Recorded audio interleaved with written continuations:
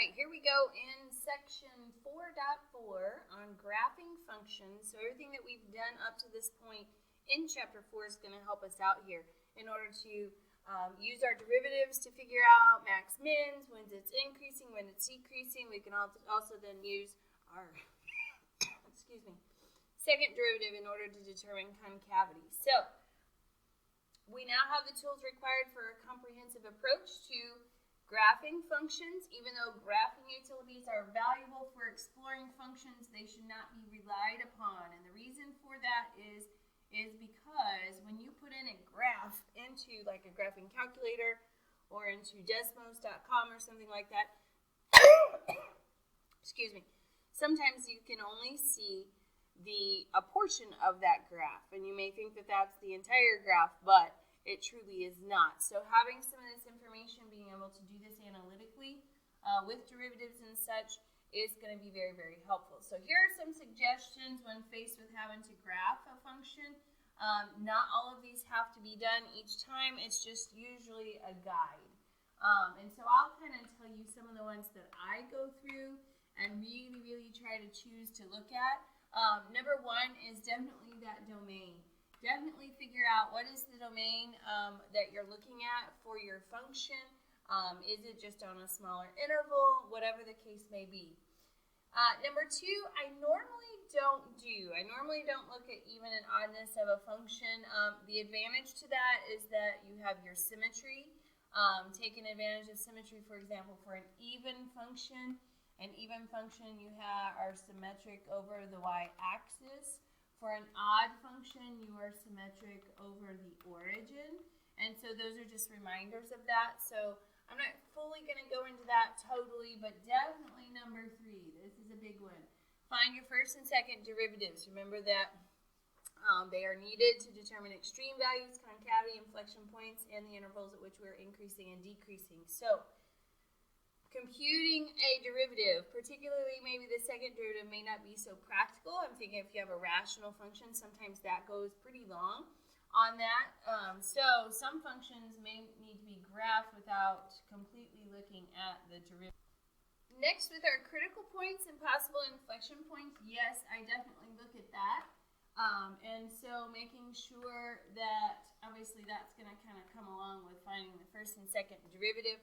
Setting those two things equal to 0, and then finding where it's undefined possibly for your first and second derivative. Remember, critical points come from the first derivative, inflection points come from the second derivative, but it says possible inflection points there, and the reason is because in order for it to be an inflection point, remember, it has to change concavity over that. So it has to go from positive to negative or from negative to positive, changing concavity over that value. Number 5 intervals on which the function is increasing or decreasing in concave up and concave down. Yes, I definitely look at that so that you can determine where it's going up and down and where we are kind of that concave up. Remember, kind of looks like an upward parabola. Down would be something like that of a form. Okay, kind of if you're rolling your hand in a left to right direction, you're going over, something like that, and then under if you're doing that. Now, number 6, identify extreme values and inflection points. Yes, this can kind of come along. The extreme values are going to be any max or min. Now, you don't necessarily have to find, per se, the absolute max or min. I mean, it would be nice to get a more accurate graph, but that's not necessarily true. To find the y values of each one of those that you determine are a max or a min, don't forget you have to plug that into the original function. Now, here, number 7, locate any asymptote and determine the end behavior. Asymptotes are easy to identify. End behavior, I don't know if I really definitely do that too much per se. Actually, let me circle that again. If you recall to find your end behavior, that is looking at the horizontal asymptotes, checking out the limit as you go to positive or negative infinity. And so we did that way back in chapter 1 when we were working with limits, or maybe chapter 2, I can't remember. And so if you need a refresher of that, make sure that you go back and do that. So this one's kind of a half. I kind of do the asymptotes, but not the end behavior. Next, you have your intercepts. These are relatively easy to find in some cases. Definitely your y-intercept is always an easy one to find, letting x be 0. and finding where it crosses the y-axis. Sometimes solving when your function value is equal to 0 to find the x-intercepts is a little bit tedious. So, depending on the function, I may or may not find intercepts on that. So, we'll do another half on that one. And then, number 9, choose an appropriate graphing window and plot a graph. So, again, that's just basically kind of putting that into the function. If you have a tool, you make sure that you check your window on that and such. So, the first thing that we're going to look at is kind of looking at what if I do have some first derivatives and some second derivatives that are positive, negative on certain intervals. Could we use that information to graph a pseudo-graph? Obviously, we're not going to be able to find some exact maxes or some exact mins because we don't know what f of x equals, but we can get a sketch of a graph that would be able to satisfy all of these conditions, okay? Now, what I want to do and get you used to actually is to do kind of a number line graph. A one-dimensional graph is what I kind of call it, dealing with the first derivative and with the second derivative. So what I'm going to do along here is I'm going to kind of check out my interval. I'm going to put each one of these values basically on my number line so that I can then determine, okay, on my first derivative, am I negative? Am I positive? Here I'm positive, here I'm negative, negative, and positive being less than or greater than or equal to 0. So I'm going to break up my intervals here. So it looks like from negative infinity to 0. Then I go from 0 to 1, so I need a 1. Then I go from 1 to 2, 2 to 3, 3 to 4, and 4 to infinity. Okay? Then I'm going to do the same thing on the second derivative graph. Now remember, the first derivative graph is one that's going to evaluate where we're increasing, where we're decreasing, when I have a max, when I have a min, and the second derivative is going to evaluate my concavity. So let's just look at the first derivative ones here, and I'm going to go along here and put a plus or a minus on my number line so I can determine if it is going to be increasing, decreasing, and if I have a max or a min. So here from negative infinity to 0, my first derivative is negative. Then it goes positive. Then it stays positive, so it stays increasing through 1. Then we have decreasing from 2 to 3 because it's negative. Then I have a negative and a positive to finish it out. Next, I'm going to look for my second derivative. What's happening on that second derivative? Now remember, this is going to determine any concavity when we're concave up, concave down, and any inflection points in which that concavity changes. So looking at my first derivative, I'm positive up to 0. I'm still positive through 1. Then I change to negative. It is negative, positive, and positive. So there's really only 2 inflection points there. And we'll talk about that in just a second because there's only 2 switches from signs. So let's just worry about first derivative. First derivative gives us increasing, gives us decreasing, gives me any maxes or any mins.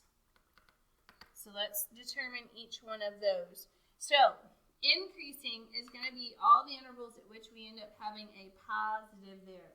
So for first derivative to be positive, that means I'm going to be increasing from 0 to 2. And there's going to possibly be something that happens here at 1. But then I'm also increasing from 4 to infinity.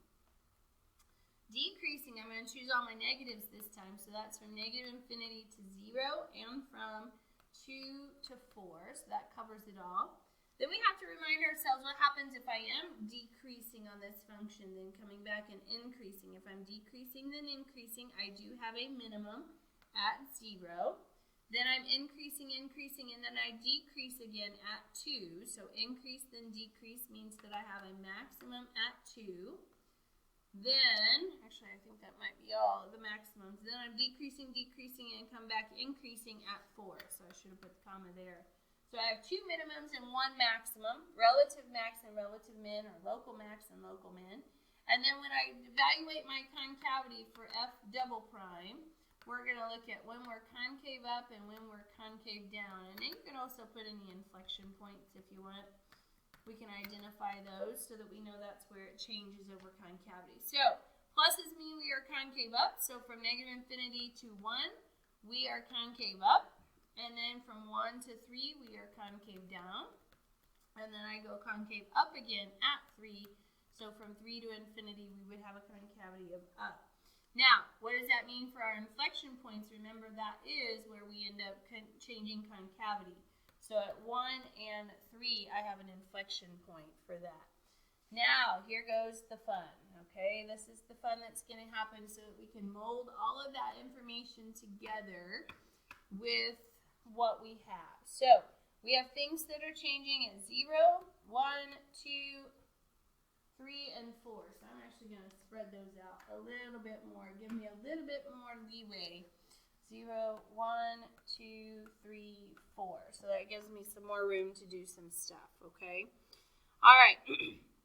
So you got to kind of mold in all the intervals of what's happening, okay? And then going into the next one, what happens, and that's going to help us create our graphs. So that means that here, now I don't know anything about zeros, I don't think. It didn't tell me that I had a 0 at a specific place. No, it just says that we're continuous from all real numbers, summarize information using a sign graph, and then sketch. Okay. So we are decreasing to the left of 0 until I get to 0, and then I increase again, but I'm concave up. And I'm going to be concave up until I get to 1, but I'm also going to increase through 1 as well, okay? So if I'm decreasing and I have a minimum at 0, and I'm decreasing through there, and I'm concave up and through 1, then that means I end up doing something, and you can go down as far as you want. We could go down as a minimum. I have a minimum at 0 and I come back up. Not necessarily do I cross at 1, but here I'm going to stop kind of at 1. So this is my concave up, but what happens at 1? Then I change to my concavity where I'm now concave down. So I need to do something like this where I'm focusing on having that concavity down. All those tangent lines are now going to be above my function. So at 1, we still increase, but we are concave down until we get to 2. So I'm going to do something like that until I get to 2 to figure out what's going to happen next. Now, at 2, notice I have a maximum at 2, and we already did that. We increased, and then so we're going to decrease from 2 to 4, and where 2 is, we are still concave down until we get to 3. So I need a maximum, relative max here at 2. Concavity is still down, but I'm decreasing until I get to 3. So I'm going to stop about there. Again, I don't know exactly where I crossed the x-axis, so I'm just choosing it to be there. But from 3 to 4, we are still decreasing, and then I'm changing concavity. So now I need to kind of do something like this, where I'm going back into my concavity. So we have, at 3, another inflection point. So I'm going to start going back kind of in this direction until I get to 4.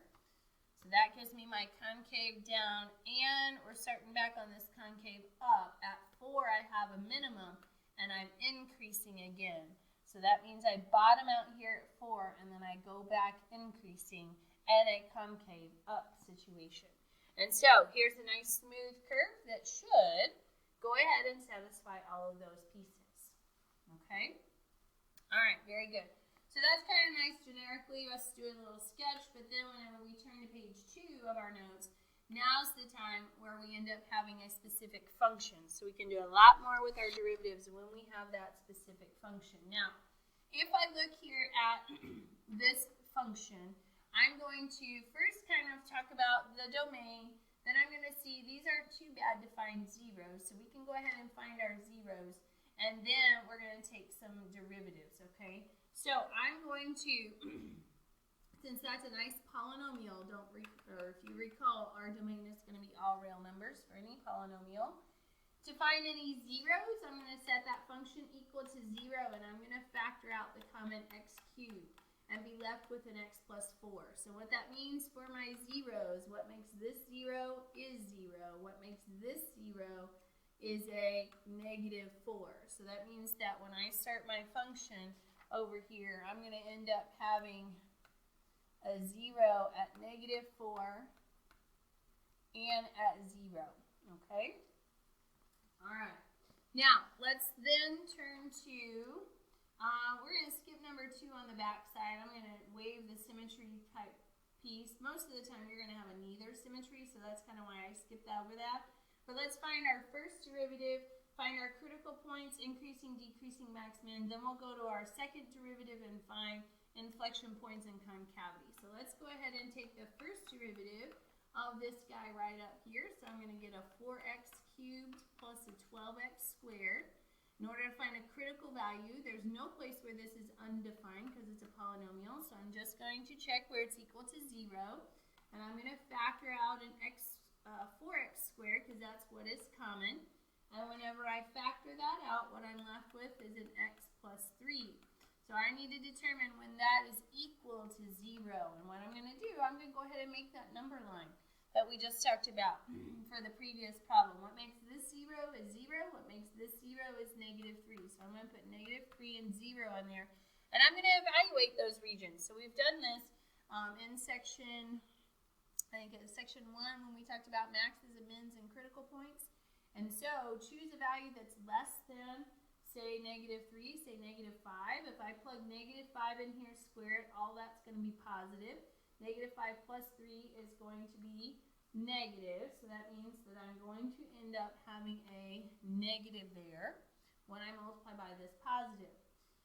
Now, over negative 3, notice I have an odd power, and this is where you're going to be able to save some time. Now, you can check every region if you want. Throw negative 2 in and figure what you get. Throw in positive 2 and figure out what you get.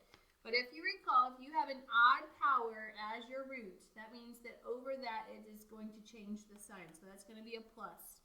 So if I choose like negative 2 squared, all that's positive. Negative 2 plus 3 is going to be positive. So positive times a positive is a positive.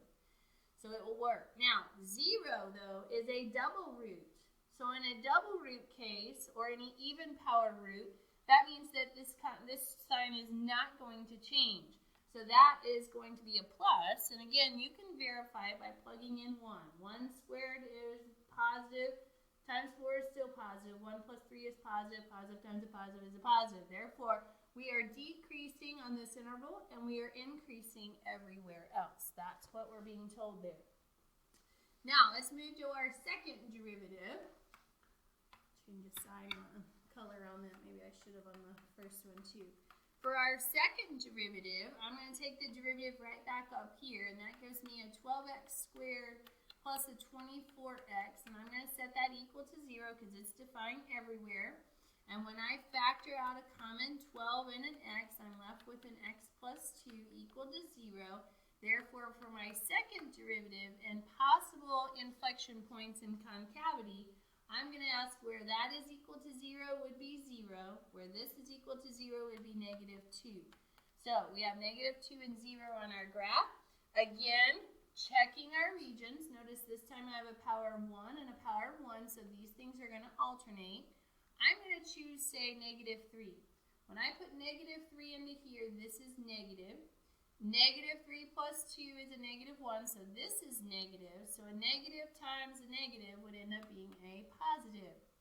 Now again, you can take my word, odd powers are going to change over the root with the sign, or you can plug in values. Take negative 1, plug it in, you'll end up with a negative, and then you'll end up with a positive for that region. So just a way to quickly do that and to save you a little bit of time. All right, so now we need to determine what's happening to graph. Now, you can go as far as to figuring out, okay, where are we on these values that I have, and where am I here? And I'll tell you I did that. And again, that's basically plugging those values into the original function. So if you look at f of negative 3, we're at negative 27. F of negative 2, we are at negative 16. And f of 0, f of 0 is at 0, okay, which we knew that because we had our value there, okay? So I'm going to not do negative 27 or negative 16. I'm just going to kind of do a sketch here, but we do know that this one is going to be higher than that one. All right, so at negative 3, up to negative 3, I should say, and up to negative 3, which would be about here, we end up having a decreasing function that is concave up. Now, if I'm decreasing and then increasing again, this guy right here is a minimum. Okay? And then I'm increasing for the rest of the way, but changing concavity. Now, in both of these cases, both of these are going to be inflection points because I do change concavity over each one of those. All right, so let's see if we can do this. If I decrease to -3, which comes kind of down here, maybe I choose this to be -27. Whoops, let me move that over a little bit. Maybe that's our -27, and then our -16 is approximately there, or something like that. So you can kind of guesstimate on some. These, again, are just some sketches. So I end up decreasing to the left of -3, but I keep decreasing down here through that 0 at -4. So I'm decreasing through that 0, but then I'm increasing. Sometimes it takes a couple times. Increasing till I get to -2. Now, increasing actually the rest of the way, but at -2, what happens? I change my concavity until I get to 0. So I'm going to end up having kind of one of those inflection points where I end up doing a downward, see kind of that parabola that's going down, that concavity where we are down at that point. And then at 0, it changes to a concave up again and still increasing. So we're going to kind of have a cubic little look here when we're concave down, and then I change it to be concave up again and increasing. So this, again, is a sketch of what our function is. Now, you can throw that into a graphing calculator, throw it into Desmos.com, and see, are you close to what you have? Again, you're going to have to watch your window, because if this is at -27 and this is approximately -16, you're going to have to make sure that that's in your window so you can see the entire graph. Okay? All right, let's try the next one. The next one is actually factored for us. It will be nice to actually, you could, in a couple ways, either square that out and multiply it through to get your full polynomial like we had before. But we can also use the product rule, and that's what I'm going to do just to remind us of the product rule, but you don't have to necessarily use the product rule. First off, the domain of this function is going to be all real numbers because it is a polynomial. So our domain is going to be all reals. Because it is factored for us, it's very nice for us to then find the zeros. What makes that 0? It's a double root, and this is going to be -2, and this is going to be +2. So -2 and +2 are going to be the places at which we are intersecting on the y-axis, or excuse me, on the x-axis. So let's go ahead and find our derivative. I'm going to go ahead and use the product rule in order to do that. That's going to incorporate a chain rule with this composition of function right here. So I'm going to take the first times the derivative of the second, well, that's just going to give me a nice 1, plus the second times the derivative of the first. Now, the derivative of the first, remember, I've got to bring that 2 out front, decrease that power by 1, and chain rule that on the inside. So take the derivative of the inside, which is a 1. Now, that's not going to matter, so you don't necessarily have to write it if you don't want to, okay? Now, you can go ahead and square this out. You can go ahead and FOIL this out if you want, but I'm going to try to remind you that you can factor out common terms as well, because that makes life a lot easier. Notice between this term and this term, there's a common x minus 2. We don't care about the ones. The only thing that's common is an x minus 2. So when I take an x minus 2 away from this term, I'm leaving one x minus 2. And when I take an x minus 2 away from that term, again, disregard the 1. What I'm leaving behind is this 2 and that x plus 2. So add to that 2 times an x plus 2, and that's going to get us our second term here, okay? So let's keep going. Let's go x minus 2.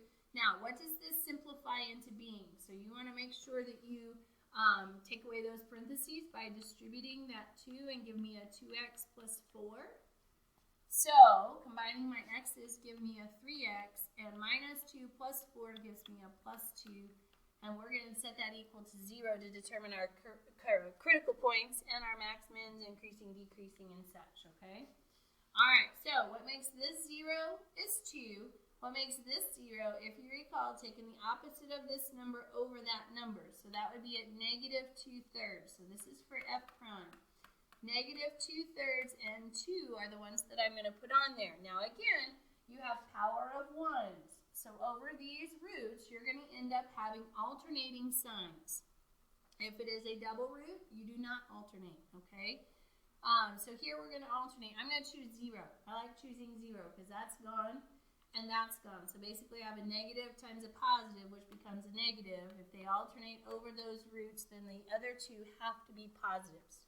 So what are we doing? We are increasing here to negative 2/3, increasing from 2 to infinity, but decreasing in between. If I'm increasing, then decreasing, this is a max. And if I'm decreasing, then increasing, this is a minimum. So that's what we're getting from our first derivative. Okay? All right, we're going to change colors here and do our second derivative, which means I now need to do the product rule of this guy. So the second derivative is taking the first. It's a little bit easier than the first time we did it. For the first derivative, take the derivative of this, gives me 3, plus the second, times the derivative of the first, which is just a 1. That's awfully nice. And so to finish this off, I'm going to distribute my 3 to give a 3x minus 6. Then I have plus 3x plus 2 because that 1 doesn't make a difference. So my final second derivative, combining these, gives me a 6x minus 4. And so when I set that equal to 0, the value that I have on my second derivative number line, if I add 4 and divide by 6 and reduce, gives me a positive 2/3 in that case. Okay? Now again, you can find the values depending on how specific that you want to get. With these values, you can then plug in each one of these important points into your original function to determine what their values are. And I did that. Again, you can use your calculator, make use of your calculator to help you out. Well, we know what f of 2 is. F of 2 is a 0, so that's going to be 0. Negative 2/3 yields a 9.48, and f of 2/3 is a 4.74, okay? Like I said, you don't necessarily have to do the exact on those, but if you want to, we can put some lines on here. 1, 2, 3, 4, 5, 6, 7, 8, 9, 10 would give us that. And we can kind of somewhat plot those. At negative 2/3, I have kind of a 9.5, so maybe we go there. At 2, we're at 0, and at 2/3, we're at 1, 2, 3, 4.7, so approximately there. Again, with my lab math, actually, you're going to be choosing the function that it is, but this is good to be able to do it by hand as well, because on a test situation or something, when you're doing it by hand, I will ask you to do that by hand. So make sure you can do it by hand, and then choose which values or which graph that you have that matches yours. All right, so here we go. What are we doing from the left of negative 2/3? We are increasing, but we have to go through the 0. So I am increasing until I get up here at 2/3. Then I am decreasing until I get to 2. Now the only other thing that we might choose here to find is a y-intercept, but you don't necessarily have to do that. If you want to plug in 0 and 0, what happens? You end up getting an 8. So we could actually put our y-intercept there too if we wanted to. Then we are decreasing till I get to 2, which is here on the x-axis. Oh, we didn't check our regions. Whoops, we need to know our concavity on this piece. So let's go back. If I put 0 into here, we're going to be negative and then we're positive because that's not a double root, but if you choose a 1, then you get a positive number there. So we are concave down until we get to 2/3, sorry, and then at this point, we're going to be concave up the rest of the way, okay? So we are increasing till we get to our maximum, then we are decreasing. Here we're changing our concavity until I get down to 0, and then I'm going back concave up. And so that is a nice sketch of that graph, and you could move on from there, okay? So again, you have an idea, more accuracy than just relying on a calculator to do that for you, okay? All right, let's look here. This one's a little bit different. It's not an actual polynomial. It does have a square root within it, so that would change our domain just so slightly. Finding the zeros of this function is a little bit different because to find the 0, we would have to let that equal 0. And if we let that equal 0, I could actually add this over and get x is equal to 4 square roots of x, which gives me a radical function that I can square both sides and get x squared equals, now square the 4 and square the square root, I get 16x. Then I'm going to not divide by x, don't divide by x, I'm going to subtract that 16x back over and then factor out to get my zeros. So I have zeros here at 0 and at 16. Now, the domain of this function is dependent upon that radical. Remember, in a radical function, that the radicand had to be greater than or equal to 0. This is going to be continuous and defined everywhere because it is part of a polynomial. But this is going to kind of trump that domain and tell us that our only domain has to be from 0 to infinity. Okay? So I'm going to kind of start a graph over here a little bit. I'm going to go by 4. Since we have to go from 0 to 16, I'm going to say this is 4, 8, 12, 16. So I'm going to have a 0 there and a 0 here. Okay? So this is at 16. Now, let's take this and now figure our increasing, decreasing, concave up, concave down using our first and our second derivatives. So I'm going to start by changing this function into 4x to the 1/2, so I have that fractional exponent, okay? Then I'm going to take the first derivative, which means I'm going to take the derivative of x, which is 1, minus, bring the power out front, multiply gives us 2, decrease that power by 1 is x to the minus 1/2. Now, this we can set equal to 0, but this being a negative exponent, there's also going to be a place in which we are undefined in this problem. So I'm going to rewrite this as 1 minus 2 over the square roots of x, and I'm going to get a common denominator here to help me out with finding my critical numbers. So if I put that 1 over 1 multiplied by root x and multiplied by root x, this is going to be root x minus 2 all over root x when I get the exact whole fraction, just one fraction there for that problem, okay? Now, here's the case where we have to set it equal to 0, that would mean the top, and where we are undefined, okay? Where we are undefined is at 0, okay? But 0 is a little on its own side. Remember, there's nothing that's going to happen on this side of that function. Everything's going to start from 0 and go on the right-hand side.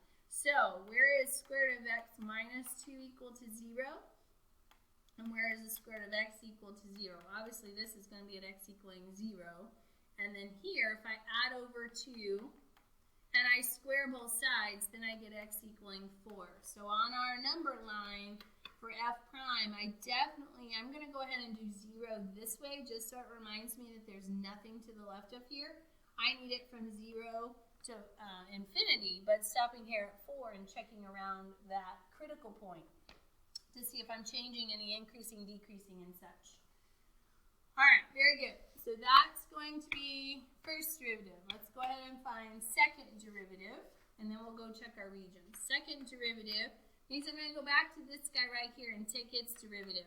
Now, the derivative of 1 is just going to be 0, but I'm going to now do this power rule by taking the negative 1/2 multiplying by negative 2 gives me a positive 1, but then I have to decrease this power by 1. So subtract 2 over 2 gives me a negative 3/2. So 1 times x to the minus 3/2, or just x to the minus 3/2 is the way else I could write that, is the same as 1 over x to the 3/2. So that means that, is that fraction ever equal to 0? Well, in order for a fraction to be 0, the top has to be 0, and that will never be 0, so no. Where is it going to be undefined is where this is 0, which is at 0. So for our second derivative here, really the only point of contention that we have is at 0. So what this tells me, since it's only defined to the right of 0, that it's going to have the same concavity no matter what we have, okay? All right, so let's check our regions here into our first derivative. So choose like 1. 1 is from 0 to 4. 1 is a nice square root. So the square root of 1 is 1 minus 2 is negative over the square root of 1, which is positive. So a negative divided by a positive is a negative. I'm going to choose 9 since it's a nice square root. Square root of 9 is 3, minus 2 is a positive. Square root of 9 is a positive, so a positive divided by a positive is a positive. And when I choose any number and plug it into my second derivative, when I take the square root of any number, that's going to be positive, and then I cube it, it's still going to be positive. So what this is telling me is that I'm decreasing from 0 to 4, but then I'm increasing from 4 to infinity, making this a minimum. And since there's no possible inflection points besides 0, it can't be an inflection point because you cannot show any change of sign over 0 because we're not defined over here, then that means I'm concave up completely for this function. Now, if you want to try plugging in 4 to figure out where we're at on the original function, we would have to again plug it up here. That one I don't have on my paper, but we can figure it real quick. 4 minus 4 square roots of 4. And where are we? Well, that's 4 minus, that gives me a 2 times that is an 8, so we're at negative 4. So at 4, we're at negative 4. Let's say it's right here. So starting at 0, that's where we're starting at. It is a 0, 0, so it is a root. I'm going to decrease till I get to 4, then increase and completely concave up. So this should be pretty easy. Decrease till I get here minimum, but I have to go through 16. So that means I have a function something like that, okay? Or maybe I don't kind of curve it right here, but maybe I continue out this way. Again, you're not going to really know that until you plot some points, so maybe that's more of the graph that we have for this function. Okay? All right, one more of these, and then we get another one kind of given a graph. So this one is a rational function that we're actually going to have a 0 on. Remember, on a fraction, in order for that to be 0, the top has to be 0. So if I let 2x equal 0, then x equals 0.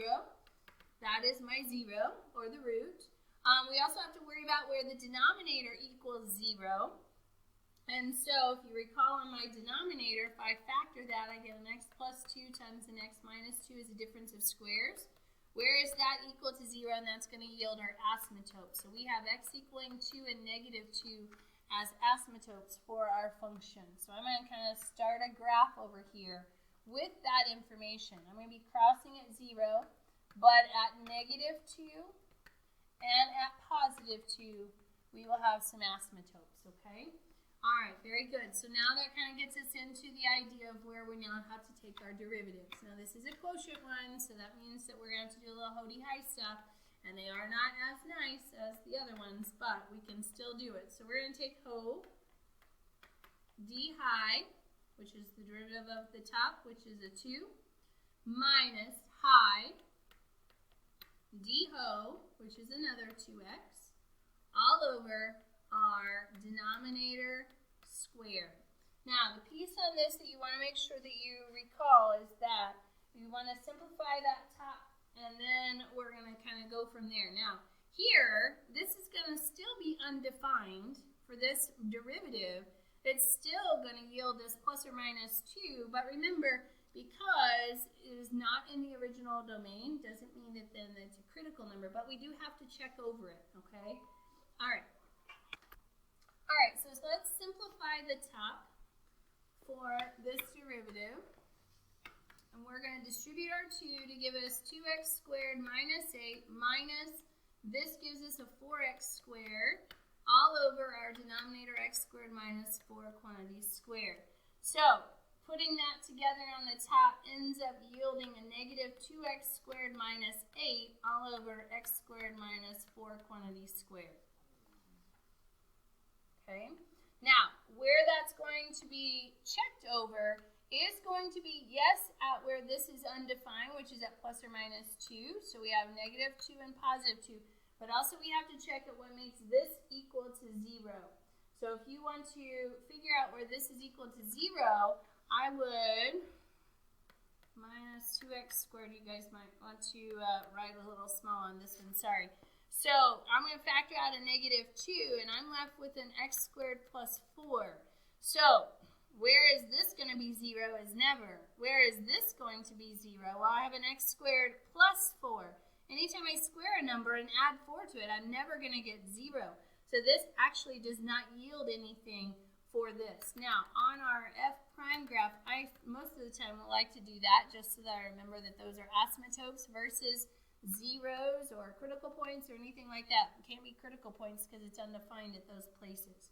All right, so let's figure out our regions. I'm going to throw in values from each one of these. I'm going to choose 0. 0 in here minus 8 is negative. Anything that comes out of the bottom is going to be positive because I'm squaring it. So if I have a negative over a positive, we're decreasing in this region. If I choose like negative 3 squared gives me a positive times this negative, gives me a negative 18 minus 8, still is a negative over a positive. And if you check out, say, 3, that's not going to change. We are going to have a negative as well. So what this is telling me actually here is that this function is always decreasing. It's an always decreasing function, which is kind of different than some because most of the time they go up and down. All right, so let's now take our information and do our second derivative. And this is where you want to try to make sure that you are looking at saving some space. Second derivative of x, let me change the color so we can see that distinctly. I'm going to come from right here and use that HODI high in order for us to derive that. So I'm going to take HO, which is x squared minus 4 squared, D high, which gives me a negative 4x, minus high, negative 2x squared minus 8, D ho. So this is where we have to engage our chain rule again, don't forget. So I'm going to try to get rid of this. I'm running into that room. Okay. The right color for us. Take the 2 out front and decrease that power by 1. And then take the derivative of the inside piece, which is 2x. All over the denominator squared. So if I have a square there, that means when I square it, I'm going to have a 4th. Okay? Now, we are going to simplify all the top. And when I do that, again, I'm going to take out common factors. So I'm going to take out, notice I have a 2 and a 2, which is a 4, which I have here. I have a negative here. I have a negative here also. I have an x and I have an x. So that's good. And I also have this x squared minus 4 and x squared minus 4. So there's a lot that we can actually factor out. So we want to be careful that we get them all. So I'm going to take out a negative 4x and an x squared minus 4. And now the hard part is we got to determine what's left over. This one's not too bad. I have a negative 4x. I have one of these, so I'm left with an x squared minus 4. Then subtract. Now I'm taking a negative from here to satisfy this. I'm taking this 2 and that 2 to make the 4 and the x and this guy. So basically all that I'm left over with is what's inside here, but the positive version of that, which would be 2x squared plus 8. All over x squared minus 4 to the 4th power.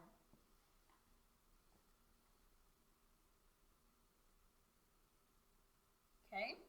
All right, so I'm first thinking about canceling this and making that a power of 3. That's gone.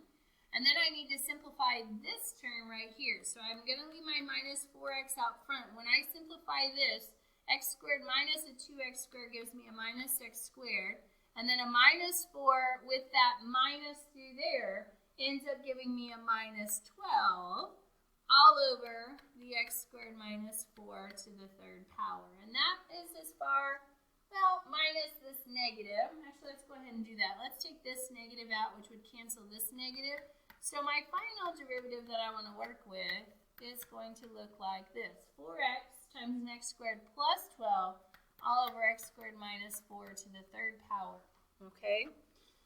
Now, we want to determine any possible inflection points that I have. So we would ask ourselves where the top is equal to 0 and where the bottom is undefined. So it is undefined, remember, at negative 2 and positive 2. But I also look at the top at where this is equal to 0. Now this is going to yield a 0. And this, remember, if I square anything and add anything to it, this will never be 0. So I also have a 0 right there. Okay? All right, very good. Now we get to check our regions. So I'm going to choose like a -3, plug it in here, it gives me a negative. All of this is going to be positive. So a negative times a positive is a negative on top. And if I put -3 down here, squared is a 9, minus a 4 is positive, cubed is positive. So I have a negative over a positive. That would be a negative. If you choose -1, -1 in here is a negative. This is going to be a positive. -1 in here, squared, minus 4 is a negative, cubed is a negative. So a negative over negative is a positive. And if you do that for the next two regions, maybe choosing 1 and 3, I will tell you that that's a minus and that is a plus. Okay? So we have an ever-decreasing function, but we do have some concavity differences. Here we are concave down in both of these instances, and here we are concave up in these instances as well. Okay? Now, you have to remind ourselves that we cannot cross this vertical asymptote. The only last thing that I possibly would do on this one would be to take the limit as x goes to infinity of our original function, because that's going to tell us the end behavior of our function. So if you remember doing this, we ended up having to divide by the highest power in the top. So I divide by x squared and divide by x squared. And what I get is 2 over x all over 1 minus 4 over x squared. And as I'm being a little bit lazy here, take our limit as we go to infinity. Remember, this went to 0 and that went to 0. So technically, I get 0 for this limit. So the end behavior means that we're going to end up having is approaching this y equaling 0 horizontal asymptote there. So you can kind of put that on there too if you want it. We do know that we are going to be decreasing in concave down. Most of the time we don't cross those horizontal asymptotes, so I can't really do something like this. If we're in behavior out here is approaching 0 and I have to decrease, then I have to do something that looks like this. For most rational functions, you see that idea. We are still going to be decreasing in between our asymptotes, but we are concave up, having a 0 at 0, and then concave down. So it's going to be kind of like a negative x cubed look that I have there. This being our concave up, and this being our concave down. And then we are again decreasing but concave up, and the end behavior has to be approaching here. So in order to be concave up, not crossing this axis, I am decreasing here, concave up, and approaching 0 as we go to infinity. So that would be an okay graph for us in that sense. Okay? All right, very good. I know this is a marathon section, but we are almost done. Using the graphs of f prime and f double prime to find critical points and inflection points of f, the intervals at which we are increasing, decreasing, and the intervals of concavity. Then graph f, assuming f goes through the origin. So we're going to graph f going through the origin. Now this looks like a lot, but you want to narrow it down to just when am I above the x-axis and when am I below the x-axis, okay? So when I look at f prime and f double prime, we are, number one, going to be looking at our zeros at which we cross the x-axis, which in this case, or if we bounce, off of the x-axis. So in each one of these cases, we're concerned with it. 1, I'm going to look at my first derivative, which is the red here. So on the red graph, what do I know? Above the x-axis means that f prime is going to be positive. And notice that we are completely above. So that means that f prime is positive everywhere. What does f prime tell us? It tells us that we are increasing or decreasing, and in this case, we are continually increasing for this entire function. For f double prime, I'm going to assess its derivative, and notice that to the left of 1, our values are negative. It's below the x-axis, so I'm going to put a minus there to the left of 1. To the right of 1, we are positive. Therefore, we now know information about concavity. Again, this might confuse you. That's why I like to bring them down to these one-dimensional things so that you can see them, because this is kind of what we're used to when we're given our function. So here we're going to be increasing concave down. So we're going to have an inflection point here at 1. Then we're going to be concave up after 1, but still increasing. So if I am continually increasing, I have to go through this origin, but I'm going to, at x equaling 1, change concavity. So I'm going to increase through, concave down is what I have there. This is going to look like a cubic almost. And at x equaling 1, then I change concavity, but I keep increasing. So here's my concave down. If I were to extend it, it would be down. Here's my concave up. We're looking kind of halfway of that. And this would be an okay graph for that. Now, should that make sense that it looks like an x cubed? We'll look at the first derivative. If I take a derivative of x cubed, I get an x squared, which hence is a parabola. If I then take a derivative of x squared, I get a linear graph. So it should line up. This one's actually a pretty basic one in that sense. Okay, so I wanted to show you one like that as well. So this is kind of our culmination of our graphing unit. So we will actually move on to some optimization problems in section 4-5. But this will kind of give us a culmination of the analytic ways in order to graph a function using our derivatives and such. So until next time.